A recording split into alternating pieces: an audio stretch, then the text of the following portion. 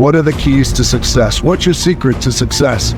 Well, there really is no secret. I think it's the same basic building blocks and tenets that we all know.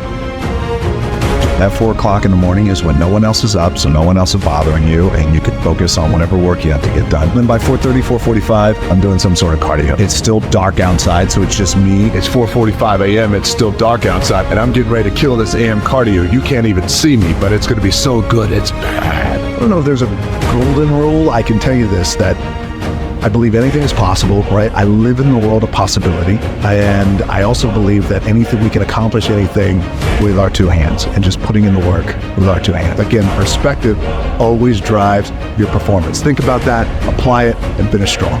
And also, you hear this often, but it's really, really true. You got to find something, either love what you do and be passionate about what you do, and find something that you can be passionate like. It really helps. It gives you that motivation when you wake up in the morning.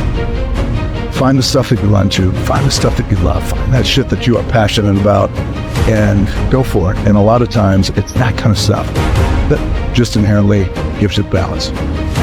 Now is the time to prove to yourselves and prove to everyone out there that even though you're locked up,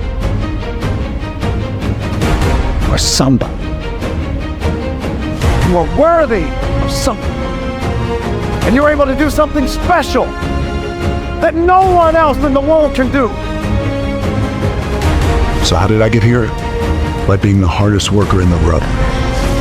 I'm not working out. I'm not lifting. I'm not sweating.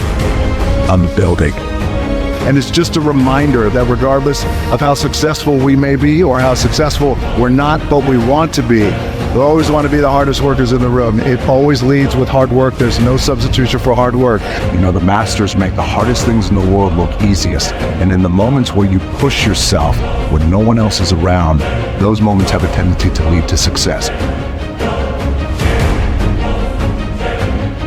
A fundamental key that I've learned over the years is, and I'll share it with you, my number one competition is me. It's always you versus you. You got to be the one to get up every morning, be disciplined, put in the consistent daily hard work, because that gains success. No coach, no trainer, no mentor, no boss can do it. You versus you. It's always the quiet work that you put in with your own two hands when no one else is watching. That's the 1 degree of separation from you and everyone else. And when it comes to productivity, it's the quiet work you put in when no one else is watching. The other thing is hunger. You always hear people say, well, it's about being number one, about being at the top. Or how about this? You're always going to find somebody out there who's going to work harder. He said it's one thing to be hungry. It's another thing when you're starving for greatness and starving for success. When they told you that the dream was over, but here's the truth, your dream is just beginning. Because what you're going to do, you're going to come out on this field and you're going to line up and you're going to show the world what it's like to be truly hungry. Always focus. Never confuse effort with results. We got to give the effort. At the end of the day, the only thing that matters is the results.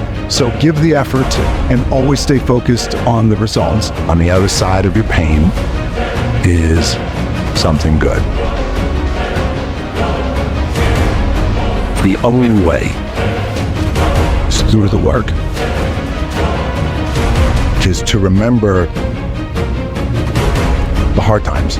I found that with depression, one of the most important things you could realize is that you're not alone. You're not the first to go through it. You're not going to be the last to go through it. And oftentimes it happens. You feel like you're alone, and you feel like it's only you, and you're in your bubble.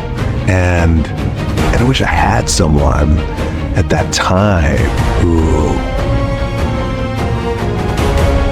could just pull me aside and, hey, it's gonna be okay. It'll be okay. So I wish I knew that. Just gotta remember, hold on to that fundamental quality of faith. Have faith. And on the other side of your pain is something good. Gratitude. I try and find a way to be grateful for every single thing I have, every single day. Wins, losses, loved ones, you name it. My life wasn't always this way. It was much different many moons ago. So these days I'm grateful to the bone for everything. When I was 15 years old, I heard a quote and I will never forget it, and I bring it with me everywhere I go, and it's ingrained in my DNA. The quote is this: it's nice to be important, but it's more important to be nice.